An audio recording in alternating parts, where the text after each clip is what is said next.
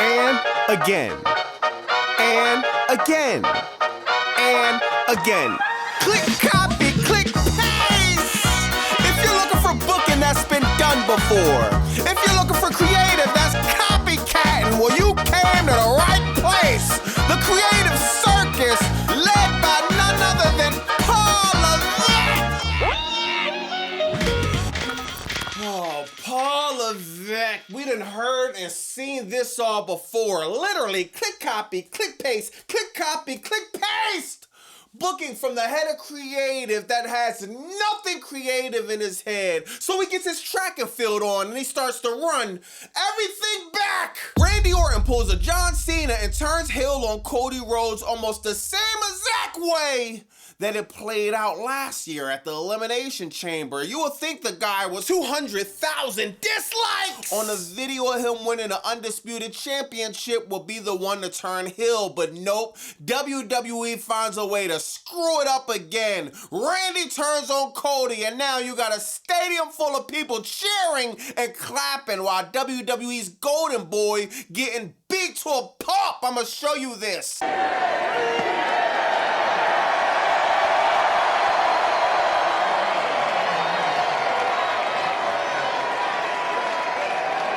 Now let's be real, who's about to boo a heel Randy Orton? We only been asking for this about, I don't know, the past few years. We've been wanting the Viper back. We've been wanting 2009 Randy Orton back. The only thing we didn't want is for y'all to book it the same way you booked Wrestlemania last year. I think it's time for WWE to file Chapter 11. This company is creatively bankrupt. And it's bad, man. Speaking of bankruptcy, this WWE really think Randy Orton is gonna help TKO get out of $3 billion of all. Randy Orton, we're on the road to Wrestlemania. We're still snoring. This WWE really think Randy Orton is gonna help TKO get out of $3 billion of all. It ain't gonna help him get out of the $3 billion of debt.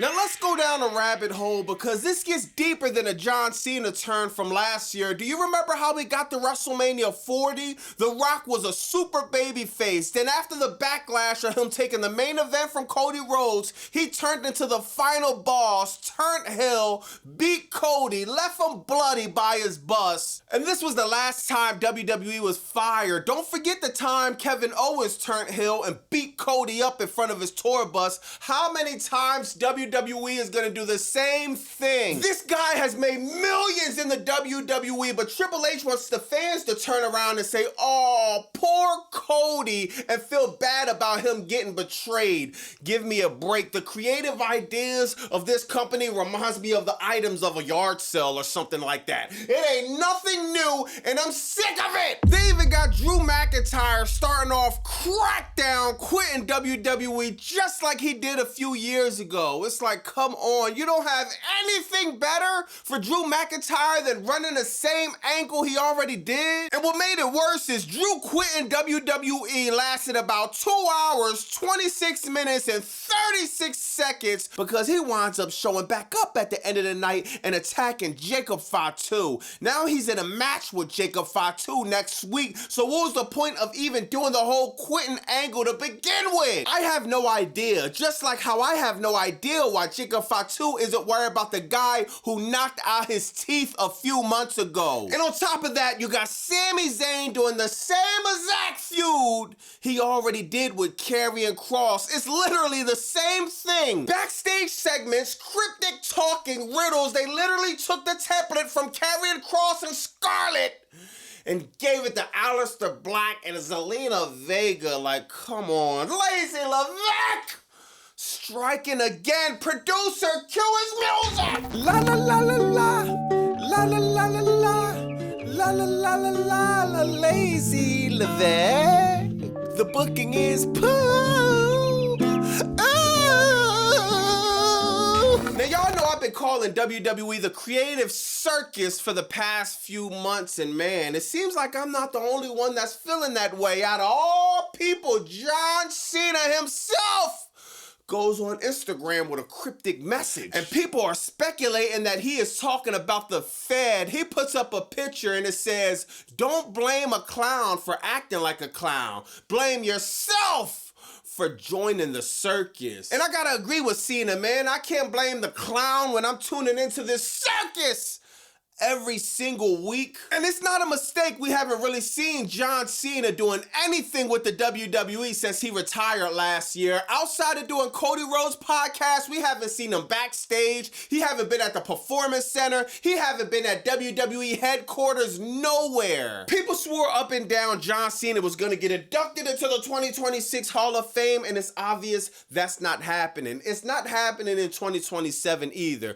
John Cena is not about to fly his family and friends to Saudi Arabia to see him get inducted into the Hall of Fame. If anything, he'll wait the year after that, but who knows? Who knows the next time we'll see Cena? As of right now, it seems like he's been treating WWE like some type of contagious virus or something like that. He's been staying far away from this company, and I can't blame him. This is WWE superstar Royce Keys, and I'm excited to announce that I made my way onto the DLC roster for WWE 2K26 by the way of Season 6 of the Ringside Pass. Alright then. Well, alright then. I guess if I want to see Royce Keys, I gotta go get a copy of 2K26 and download the DLC roster, whatever that means. I wonder, what's his finisher move gonna be? What's the signature move gonna be? What other moves is he gonna be displaying? Oh, I don't know. I guess I gotta find out on a video game instead of finding out on Raw or Crackdown. Meanwhile, you got Danhausen getting a pop-up on both shows, pushing his merch as hard as he wants and getting involved in all type of storylines. On top of that, Jelly Roll gets highlighted as a main attraction. He'll be in the ring with Kent Wilson next Friday. Man, WWE spends way more time invested in the celebrities than the own talent on their roster. Now, speaking of Jelly Roll, there's some new news about him and Royce Keys that just surfaced. Shout out to T-Bone Gaming for sending me this on X. It says discussions have reportedly taken place for Jelly Roll to team up with Royce Keys at Wrestlemania 40 Snooze. The story behind this, the pairing will focus on the hardships both of them went through in their lives. If this is true, I think it will be fire and an incredible look for Royce Keys. But I'll believe it when I see it, because unfortunately, you can only trust Paul Levesque as far as you could throw him. Triple H said he's gonna make Royce Keys a main eventer in his contract. Well, at least he didn't lie about that. He's been on a pre-show main event back to back to back to back to back.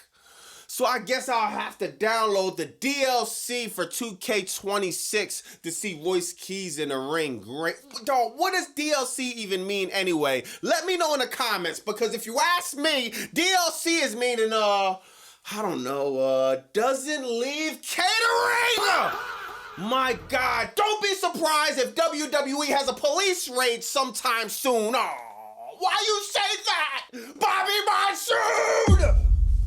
Because Triple H is being suspicious. He's acting like a drug dealer the way he's hiding keys. This ad is brought to you by the pirates in the chat. Go to BobbyMonsoon.com. Get your Ruthless Depression ad t-shirt. If you're sick of the BS in professional wrestling, if you're sick of the soulless billionaires taking advantage of the fans, show them you had enough. Go to BobbyMonsoon.com. Get the Ruthless Depression ad t-shirt. Then, now, and never again! Crackdown started off with Drew McIntyre coming out, having a temper tantrum about him losing the title match with Cody Rhodes. He's demanding that Nick Aldis makes it right. Nick Aldis comes out, then Jacob Fatu follows him, and they cut a little promo segment in the middle of the ring. Then out of nowhere, Drew McIntyre quits, just like he quit a few years ago. Click copy, click paste. Booking again from Triple H. He can't think of anything else to save his life. Literally. How about finishing a story with Jacob Fatu getting his teeth knocked out and saying something about that. Drew McIntyre versus Jacob Fatu is gonna happen at WrestleMania for no real title, no real reason, no real storyline, no real feud. They're just literally gonna have an exhibition match. Jacob Fatu is gonna go over. Drew is gonna shoot a movie, and that's it. Come on, bro. Drew is one of the best people you got on your roster. Dog, for the life of me, I cannot understand how you have absolutely no type of creative direction for the guy. Next, you got the YS6 versus Solo Sikoa, Bachaloa, Jeff Nye, and Hakuna Matata! The MFTs. These two guys are literally fighting over a ladder, and I have no idea why. Hey, Uncle Howdy, at the end of the match, he unfortunately got beat up. Soon as he got the ladder back, he was so happy. He got beat up by Tama Tonga, right? And now he lost the ladder. But I got some good news for you, Uncle Howdy. If you want the ladder back, go to your local Walmart and pick it up. $26, almost $27 with tax. You better hurry up before they sell out. Now I'm gonna be real, y'all. Since Rhea Ripley and Io Sky finally separated, this might take the title as the worst storyline in professional wrestling. They're fighting over a $27 ladder that nobody really cares about. There's no real significance. The MFTs have the tag team titles, but they never defend them. The tag team championships on both brands might as well go in the garbage. We're a few weeks away from WrestleMania. The tag team division is in complete disarray. The Street Profits, aka the Discreet Profits, because they're getting kept away like a bad secret, is somewhere on the shelf collecting dust. How? The Motor City Super Soakers! You still got them backstage. You had DIY, but Johnny Gargano's planking half the time. Not even half the time, all the time. You screwed up with Tommaso. Now he's on AEW cooking. Dog, I cannot believe how bad the tag team vision has gotten in WWE. It was just fire. On SummerSlam, we had the ladder match. They was just firing on all cylinders. I never thought in a million years I would see Nia Jackson, Lash Legend, the women's tag team championship titles hold a higher level of importance in the company than the Raw or Crackdown tag team championships. This is insane. After that, you got Michin losing a match to Jade Cargill. It was a non-title match. Why? Just have her defend the title so we don't have to look at a record over 100 days and Jade Cargill literally has one title defense. At least defend the title against Michin. It made no sense. She already had a title shot against Michin. Michin hurt her shoulder and now she doesn't even get it. Now she gets a non-title match. Dog, it makes zero sense, but whatever. Whether the title was on the line, whether it wasn't, she was losing anyway, so I guess it doesn't matter, right? So she beats Michin up. Rhea Ripley comes out and says, yo, absolutely nothing. Absolutely nothing. This feud had heat. This feud had backstage drama. Dirt sheets, dog. You had the story right there. WWE, like I say all the time, the old saying is, if it ain't broke, don't fix it. In WWE, if it ain't broke, break it. The storyline was right there. All y'all had to do was tell it. Why can't Rhea Ripley get a little bit personal with her promos? Why can't Rhea Ripley or a Jade Cargill trade some personal shots? Just a tiny bit. You can't give us nothing? Next, you got Charlotte Flair and Alexa Bliss versus, yay, the return of the Bella Twins. You can look, but you can't touch. Oh my God, this storyline sucks. The Bella Twins return. Yippee! It's like, whatever, dog. Oh my God, man. They in the ring doing a promo with Alexa Bliss and Charlotte Flair, the BFFs. The match ended in a DQ. They wound up beating up Nikki Bella. And God, dog, this storyline sucks. My God, man. The tag team division for the men and women is just lacking any type of entertainment, man. Then after that, you got R-Truth and Damian Priest versus Los Garas, whatever they call them.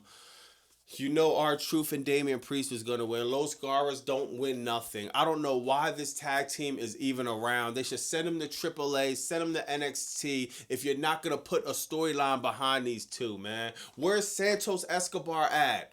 He could have been coming out with them, putting some type of credibility on them. This team does nothing. I don't know nothing about Los Garra, whatever they're called. I don't even know what they're called. Next, you got a segment where Jelly Roll was a guest on the Miz TV show. Great, dog. This was kind of boring. Jelly Roll did make it a little bit exciting. He cuts a good promo. When he actually gets into his promo, I feel the passion there. I don't be hearing Jelly Roll botching. When I hear Jelly Roll speak, I believe what he's saying. Bro lost over 200 pounds, so shout out to Jelly Roll, man. He put the work in, and he got some good promos, man. Jelly Roll, cool. I still want WWE to stop glazing these celebrities. My God, it's so OD. But shout out to Jelly Roll, man. He winds up snuffing the Miz. He's trying to sock out Kit Wilson. Kit Wilson ducks. The Miz gets snuffed. And now we got Kit Wilson and Jelly Roll next week for Crackdown. I can't wait for that. Next, you got Tiffany Stratton going over Kiana James. And oh my God, this is another lifeless match, a lifeless storyline. Chelsea Green, she has the wheelchair gimmick. It's just, she can only do but so much. She's in a wheelchair. She's trying to push her character over. She's trying to push her narrative over. Everything is just falling flat, dog. Tiffany Stratton is a shell of what she used to be. She went from the top of the card. She faced Charlotte Flair, defended her title last year at WrestleMania. They knocked her all the way down. And now she's going to face Julia for the U.S. Championship at WrestleMania. Is that a WrestleMania match? Julia versus Tiffany Stratton for the U.S. Championship. Julia, she's in tag matches half the time. If she's not in a tag match, she's being a manager to Kiana James. They're like swapping between manager and superstar. This is sad, bro. Nobody's invested into this. Next, you got Trick Williams going over Jacob Fatu. They had a cool match, you know what I mean? It was a cool match. I wish we see more Trick Williams and Sami Zayn telling that story. That is a story that could be told that would have been fire if they actually cared about developing any storyline, but obviously they don't, man. Trick Williams wind up going over. That's cool. Trick Williams still being booked pretty strong. He's going over Jacob Fatu. This was the main event of the night. Trick Williams still getting all the good looks, so I can't complain too much about that. But what do you know? The guy quits and comes back not even in 3 hours. Drew McIntyre attacks Jacob Fatu out of nowhere. And then Nick Aldis sets up a match. Jacob Fatu versus Drew McIntyre next week. So we got to see the match next week. Then we got to see it at WrestleMania. I'm not going to lie, bro. I'm not over-exaggerating when I say this. This is the worst road to WrestleMania I have ever been on. I never seen it this bad. Not one match on this card I'm fully invested in. I halfway care about Punk and Roman. Randy just turned heel. Okay, I halfway care about that. Everything else is completely either trash or mid. Next, you got Cody Rhodes getting beat up by Randy Orton at the contract signing. This is the Randy Orton we wanted to see. This is the 2009. This is not even 2009 yet, because if it was, he would have punned him. If it was, he would have beat the crap out of Jelly Roll. If it was, he would have took it to the next level. But beggars can't be choosers, like I always say. Randy Orton turned heel, great. We don't have 4 baby faces in 2 matches of the main events on both nights at WrestleMania. It's cool. At least somebody's going heel. At least we know Randy Orton is going to take this heel character and take it to the next level. I want to see the punt come back. I want to see Randy Orton get demonic the next few weeks, man. I want to see him show up at Cody Rhodes' house, show up in the tour bus. You might as well, you click, copy, click, paste, everything else. Have Randy Orton get on a tour bus. Have Randy Orton take his tour bus. Have Randy Orton do some things we haven't seen before. We still got a few weeks for WrestleMania, a little bit over 30 days. It's time to tell the story. Paul Levesque. Let me know in the comments what y'all think about that, man. What do you think about Randy Orton turning heel? Does it feel like WrestleMania season yet to y'all or nah? Also, what you feel about Royce Keys? Get the DLC and you can get Royce Keys on the game. Great. What moves is he gonna have? Who knows? God, man, the road to WrestleMania is depressing, honestly, man. Crackdown was another 3-hour snooze fest. It took 2 hours and 50 minutes for anything to happen on this show. When Randy turned on Cody, okay, great. Everything else besides that was literally trash truck juice. Let me know in the comments what y'all think about that. Thank God Sunday's Revolution. We got AEW coming up. I'm going to be live for Hangman MJF last match, so we can watch that together. We're going to be talking about the whole show after that. And God, bro, I'm so sick of the Fed, man. Seriously, bro. Monday's Raw. Nothing's going to happen on Raw. It's just, I don't know, man. Let me know in the comments what y'all think about that, man. I'm about to holla at y'all. I'll holla at y'all on Sunday for y'all that's going to tap into the AEW live, man. So I'm going to holla at y'all. It's Bobby Monsoon 215. Like, comment, subscribe. Bye!